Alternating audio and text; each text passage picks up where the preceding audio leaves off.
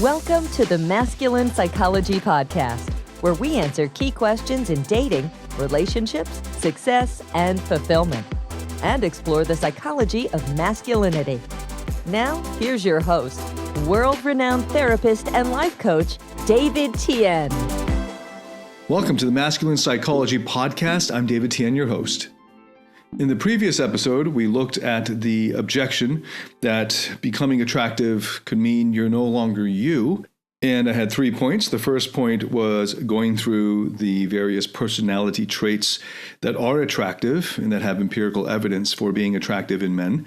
The second point being on identity. How do you know who you are? And raising the concept of parts. And the third point being skill acquisition and looking at approaching getting better with women, becoming more attractive as a set of skills that you get better at. And along the way of developing facility with these skills and mastering these skills, or even just learning the skills, that if you learn the skills successfully, you as a result will develop a character or personality, and that equally becomes a part of you. So it's not a question of when you were bad at the skill, that was the real you, and now that you're good at the skill, it's no longer you. That just makes no sense from the perspective of skill acquisition. And this whole series of questions is all geared toward helping you become more naturally attractive while still being you. And so that this concept of who you are, you're not sacrificing or compromising any parts of you. For instance, if playing video games is a really big part of your life and you really enjoy it, you don't have to hide that part of your life in order to be more attractive. But that is equally a part of you, the video game playing part of you, as well as another part of you that enjoys socializing with people, going out into the real world and interacting with other people. So it's not so much that the real you is only the video game part of you, and that even if you develop the skill of becoming better with people, that somehow is not you as well, that just makes no sense anymore once you've developed the skill. But all towards the view of becoming more attractive in a way that feels natural because it is still you. And it's actually effortless once it's natural. And that's a big sign that a set of skills has evolved, or getting better at a set of skills has evolved to the point of a full personality so that it actually is a full-on part of you. But of course, that would require that you actually get successful at the skills. Now, the downside of the view of really buying into the myth that becoming attractive means that you're no longer you, a big downside of it is that you can't change, that you no longer are able to learn anything new. Because it's a foregone conclusion. You just cut off yourself from developing any new skills or developing any new aspects or sides of yourself, which means that you won't be able to grow personally or evolve or develop or mature in important and central ways. And as a result, you'll never actually get to flourish in life. Now, a big misconception of your own personal identity is I hear guys in their teens and early 20s especially, but even as early as your teens, already asking, what's the purpose of my life? And who am I? As if who they are in your teens or 20s is fixed and set and that's it, and that you will never become anyone else. That is tragic. And it also ensures that you don't grow or develop or evolve. And one reliable way of creating happiness in life is by seeing progress in your life. And if you're not growing because you've decided that who you are now at this age in your life is all you will ever be, and that's it, then you will ensure that you don't make progress, and therefore you've ensured that you will not have an easy way to happiness. You will have cut off progress as a route to happiness. And if you are, in fact, in your 20s, and maybe even in your teens, you for sure don't yet know the fullness of who you are. You don't actually know who you are fully yet. And this is good news because there's so much unlocked potential in you that you have not yet discovered. And if you stay open and continue to be open to growth and to new possibilities and to new avenues of development, then you won't believe what you're in store for. You won't believe how good it gets. But instead, if your concept of who you are ossifies, especially at a young age, then it's game over for you already. In the previous episode, I addressed these concerns except one, And that's going to be the focus of this episode, which is, and this, I've got 3 points now, and this is the first point. I'm just going to dive right into the question here. What if my true self isn't attractive? And this might come about if you've done lots of work on yourself, if you've done all of these various courses or whatever you can get your hands on in terms of learning dating skills and all of that, and it's still not working for you. Then you start to wonder, and the worry is, what if the best I can do still isn't good enough to attract the type of woman that I'm really after? And so the question then is, what if my best self, my true self, isn't attractive enough? So that's the first point, which is basically a question. And now we move into the second point, which is the answer. And the answer is, then in that case, you don't know who your true self is yet. And now I'm invoking the approach called IFS therapy. I've mentioned IFS therapy in a lot of episodes before, so I'm just going to do a quick recap here for this context here, just in case this is your first episode. And there's a specific and particular view of the true self in IFS therapy. Okay, so what is IFS therapy? IFS stands for Internal Family Systems Therapy because it was first devised as a type of therapy coming out of a systems therapy, specifically family systems therapy. And the founder, Richard Schwartz, discovered that our internal selves, our internal psyches, are organized in the same way as a family system is organized, hence internal family systems. IFS therapy is one of the most rigorously backed up, empirically based, evidence-based therapeutic approaches out there. IFS therapy is posted in the NREP, the National Registry for Evidence-Based Programs and Practices, which is maintained by the U.S. government's SAMHSA, the Substance Abuse and Mental Health Services Administration. In its listing, it's written that the IFS therapy is subjected to independent, rigorous scrutiny and is deemed to show significant impact on individual outcomes related to mental health. In particular, studies indicate promising effects from IFS therapy on the mind in terms of depression and anxiety, on the body in terms of physical health conditions, and on the spirit in terms of personal resilience and self-concepts. There are several great resources for introducing yourself to IFS therapy, including the books by the founder, Richard Schwartz, and there's a new book that came out in 2021 called No Bad Parts, which I highly recommend. But if you want an even more succinct summary and kind of taste of IFS therapy, you can consult the book by Bessel van der Kolk called The Body Keeps the Score. I feel very confident in recommending this book because I just checked the New York Times bestsellers list just before I hit record. And as of today, Bessel van der Kolk's The Body Keeps the Score is number 3 on the combined print and ebook nonfiction list, which is a very competitive list. And it's been on that list for 75 weeks already. And this is a book that, when it drops off, comes back. So this is 75 weeks on this list. And then in the list for paperback nonfiction, it is number 1 in paperback nonfiction, 171 weeks on this list. And this is one of the most competitive categories, paperback nonfiction. Body Keeps the Score, Bessel van der Kolk. There's an entire chapter on IFS therapy. In fact, this book was originally published well over 10 years ago, and that was when I read it. And that's how I first heard about IFS therapy, through van der Kolk's book, The Body Keeps the Score. And he's got a chapter on there that's well written and easy to understand. And I think I would recommend that as the first pass.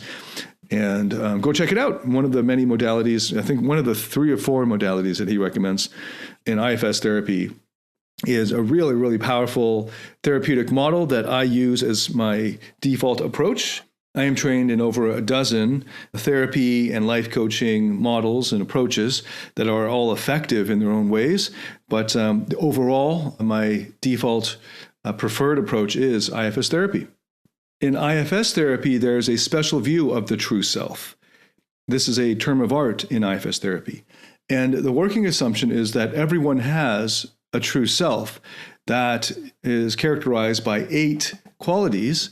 And these are known as the 8 C's. To help us remember them, they all start with the letter C. So the assumption is that we all have a true self.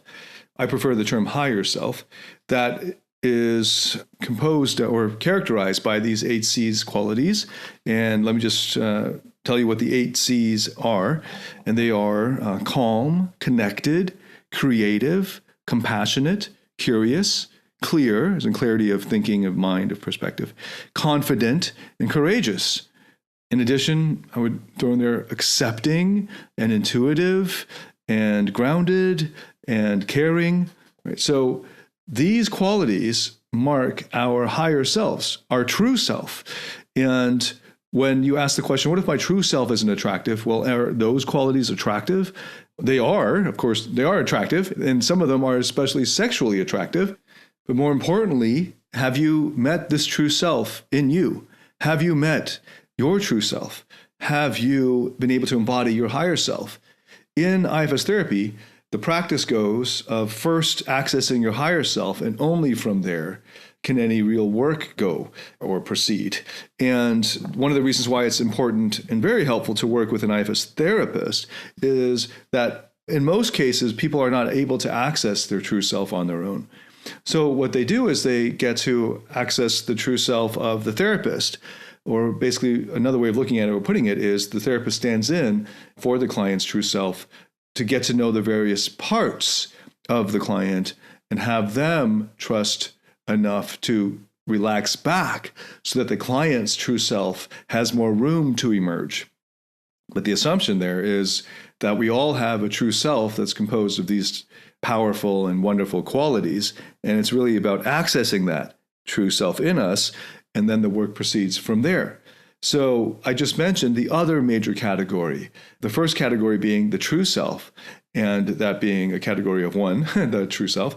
And then the second category is our parts, and our parts as accounting for our individuality and our uniqueness.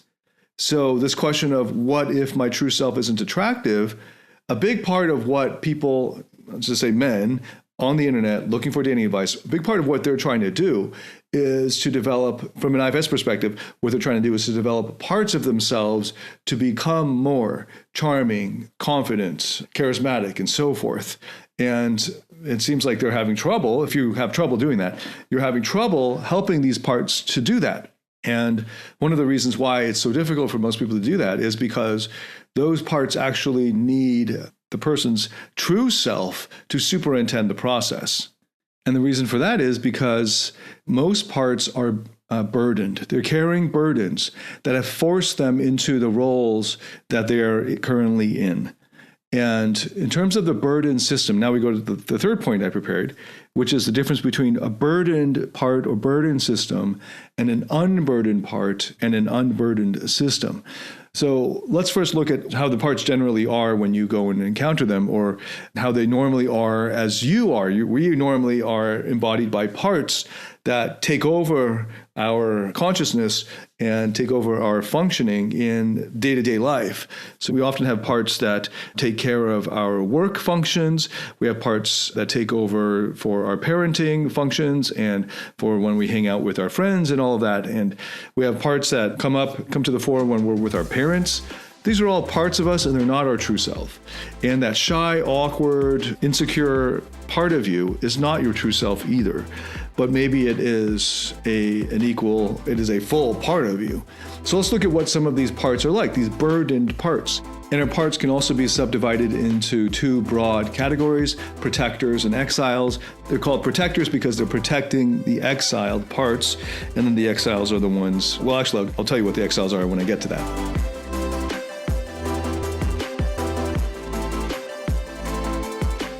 Do you struggle in your interactions with women or in your intimate relationship? Are fear, shame, or neediness sabotaging your relationships or attractiveness? In my Platinum Partnership program, you'll discover how to transform your psychological issues, improve your success with women, and uncover your true self. Get access to all my current and future online courses by applying for the Platinum Partnership today at davidtianphd.com/platinum. Well, first, let's look at the protector parts. Our protectors are obviously they're protecting our internal system. They're protecting our vulnerability. They attempt to keep us in control of every situation and relationship in order to protect us from feeling hurt or rejected.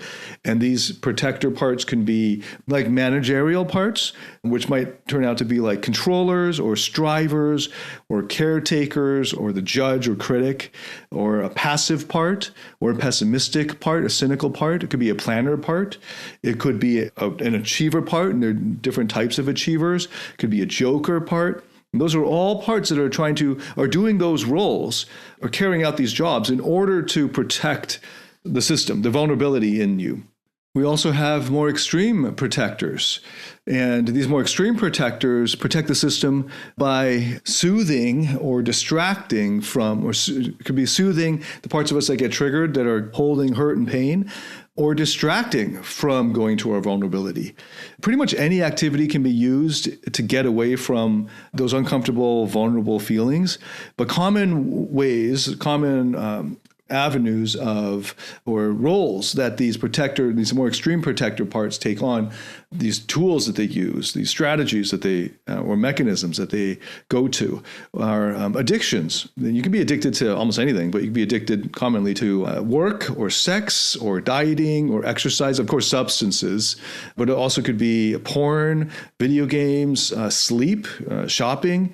Pretty much anything can be an addiction if you overdo it and become unable to control it. And it becomes a way of distracting from going to or facing the vulnerable emotions or vulnerable experiences. You can also notice that these more extreme protectors will come up in terms of suicidality, self-harm, violence, dissociation, distraction, obsession, compulsion, indulging in fantasies, indulging in rage, numbing, blanking. These are all more extreme protectors that come on after the fact when a triggering has already happened, and then they come online to distract from it or to soothe the pain. And then we get to the second major category, which are the exiles. The exiled parts in us are young parts that are holding the most painful emotions. And these exiled parts have been isolated from our conscious self in order to protect our overall internal system and for the exile's safety, or it's believed to be the exile's safety, that our protector parts believe it's for the exile's safety. These exiled parts become increasingly extreme in an effort to be cared for and in an effort to share their story, to be seen and heard and understood, and to have their needs met. Our neediness is felt most acutely by these exiled parts of us, and they carry extreme burdens from being wounded in the past. And this can feel like a dependency, a neediness, a shame, a worthlessness, a fear or terror or grief, a loss, an intense loneliness, intense neediness, or just pain, quote unquote, extreme emotional pain. And the exiles are holding the most extreme emotions and the most extreme painful emotions. So those are the two broad categories of parts, protectors, and exiles. And I've just described the burdened protectors and burdened exiles. And then through a process in IFS therapy of unburdening, which is a delicate process and should really not be attempted on your own. You really should, for your first few or first several times experiencing it, you really ought to go to a good trained professional. And you can find them through the IFS therapy directory. I also provide some work. I have a private practice. Currently, we don't have any open slots, though slots do open up over time. So you can always write to support@auratransformation.org to inquire or to get on the waiting list. But you can also find them through the IFS therapy directory. I also have recorded courses that help the process and also help alongside the process and also helps to prepare you for the process. And you can access all of those through the Platinum Partnership. So let me just describe to you what it's like after the unburdening process. Unburdened protectors are able to release themselves of the neurotic patterns and roles that they took on in order to protect from vulnerability and pain. And as a result, they're able to take on a balanced approach to your day-to-day responsibilities. They become effective and collaborative, encouraging other parts in you and other people. And they advocate for growth and contributing talents. And they can be lovingly parental and nurturing.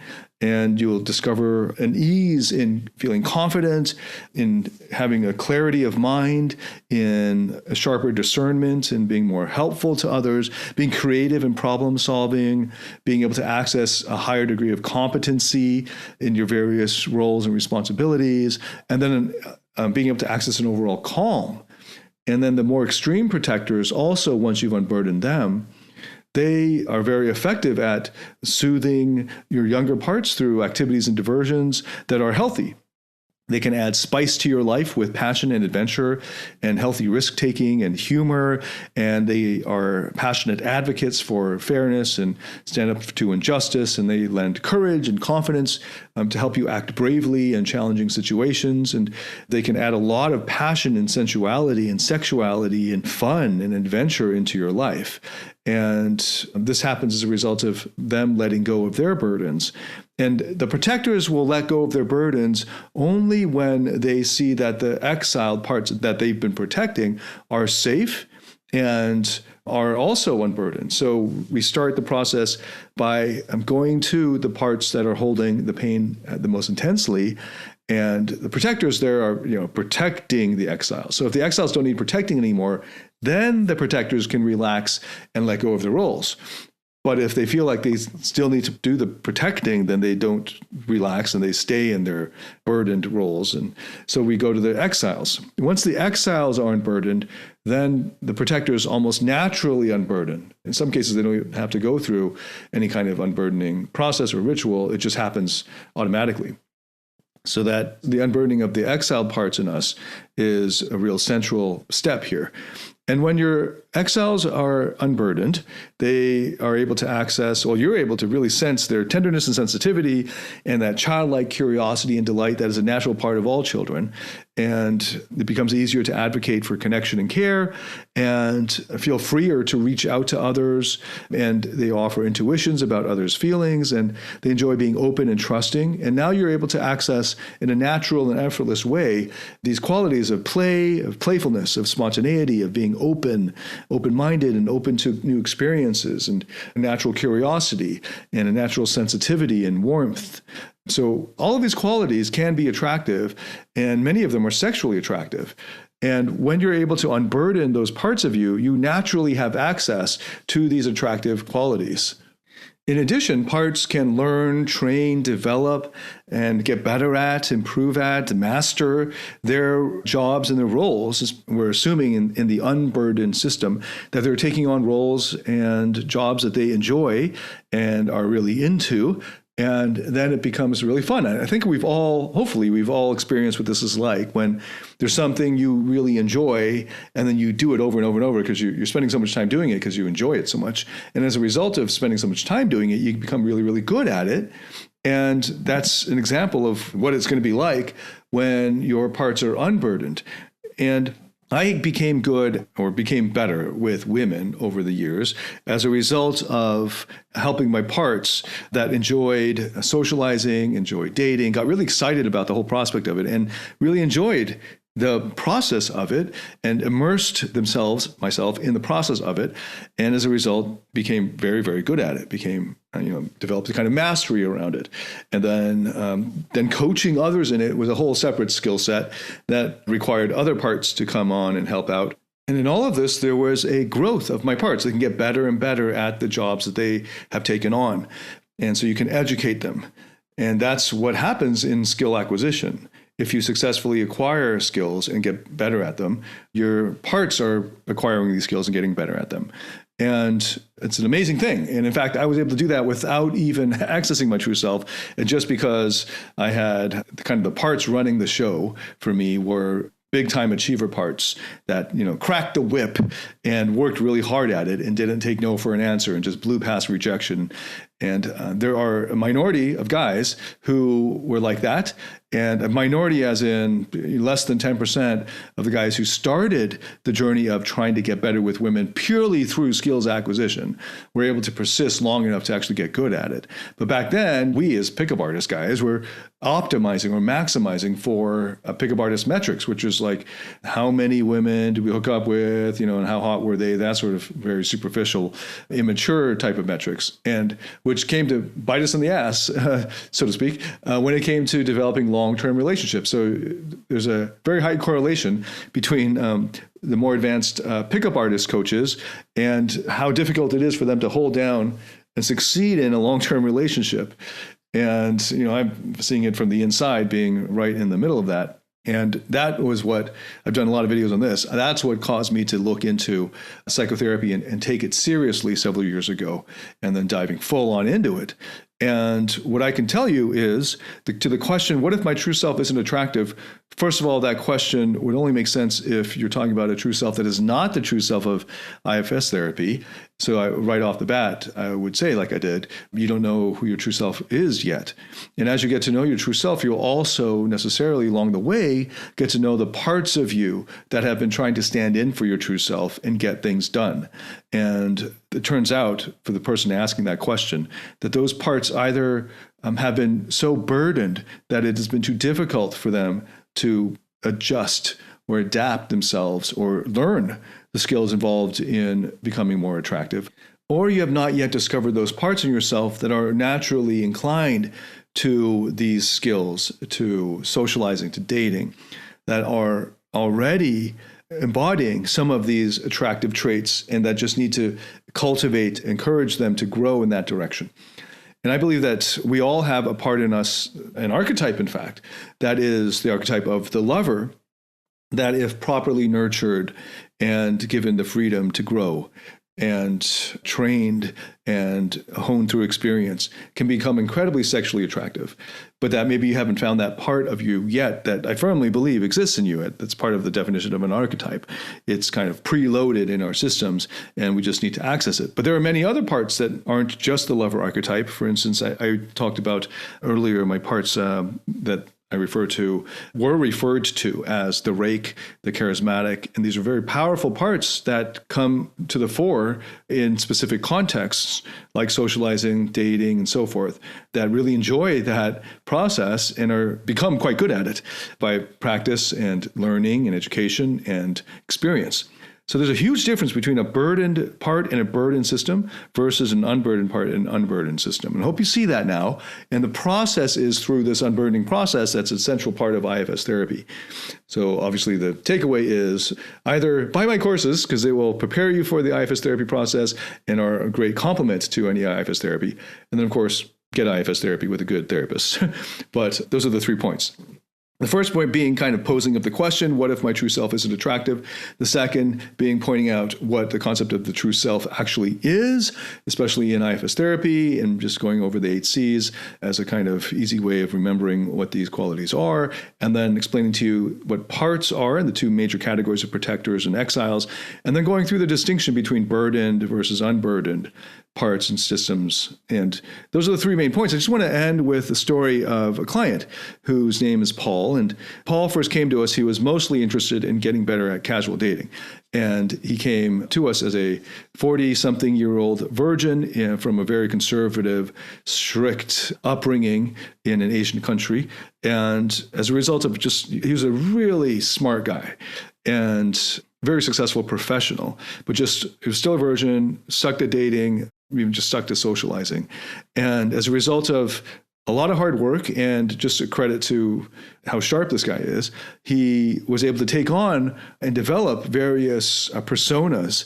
And unfortunately, they became false selves because he didn't quite understand what it meant to embrace the parts of you that you might be ashamed of or wish would go away, the shy, awkward parts.